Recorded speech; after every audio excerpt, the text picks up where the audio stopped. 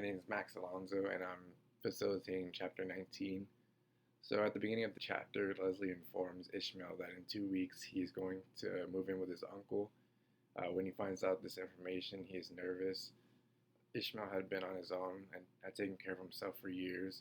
He doesn't want to look ungrateful to his uncle or to his new family, but can't help himself to think about how he will fit in with his new family or what they will think of him.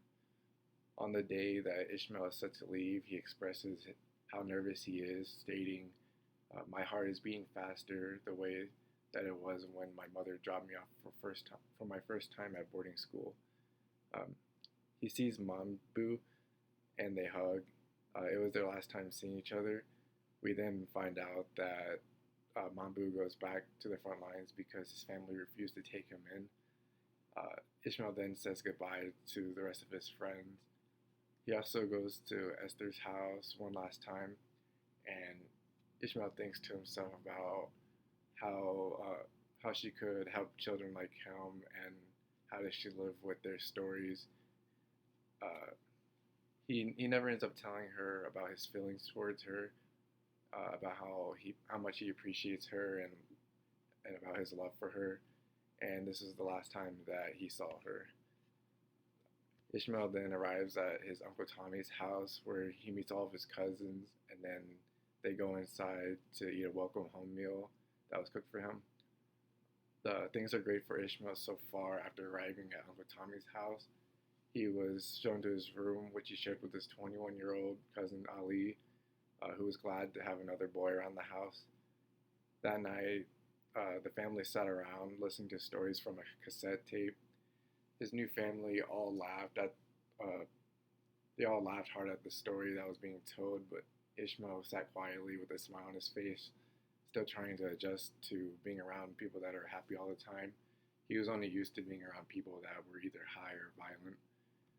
A couple of nights later, Ishmael's cousin Ali gave him some stylish new clothing to wear. They were going to sneak out and go dancing at a pub.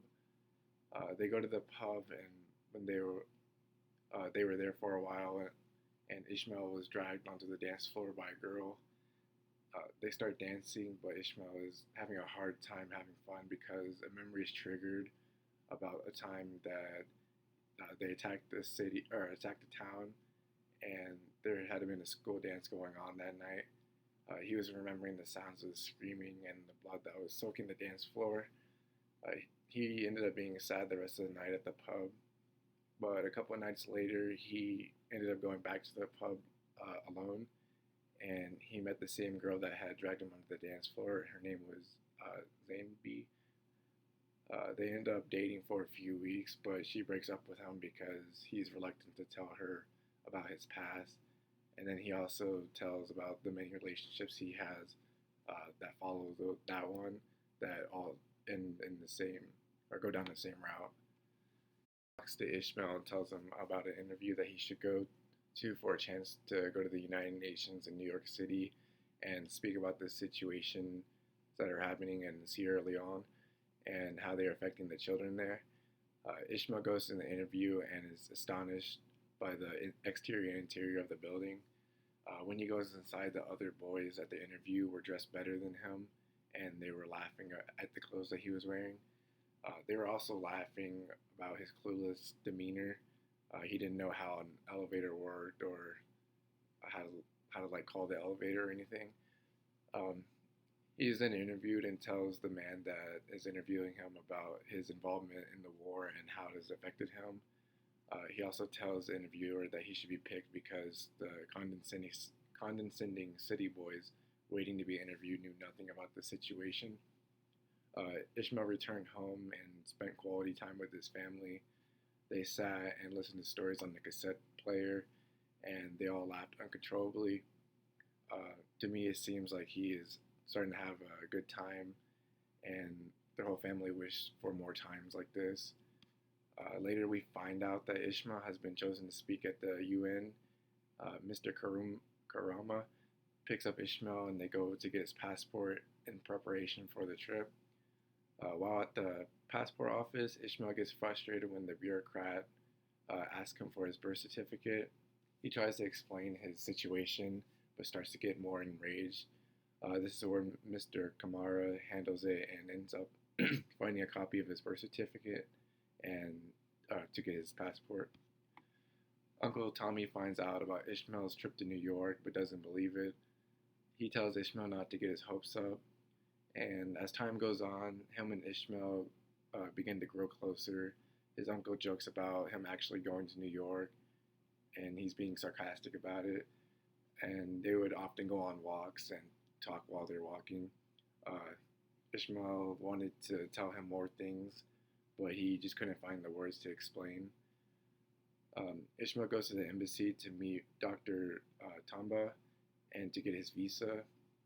This is when Ishmael is introduced to Ba.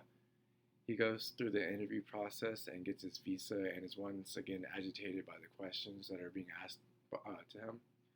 After going through the interview process, Ishmael receives his visa and his passport, which Dr. Tamba holds on to.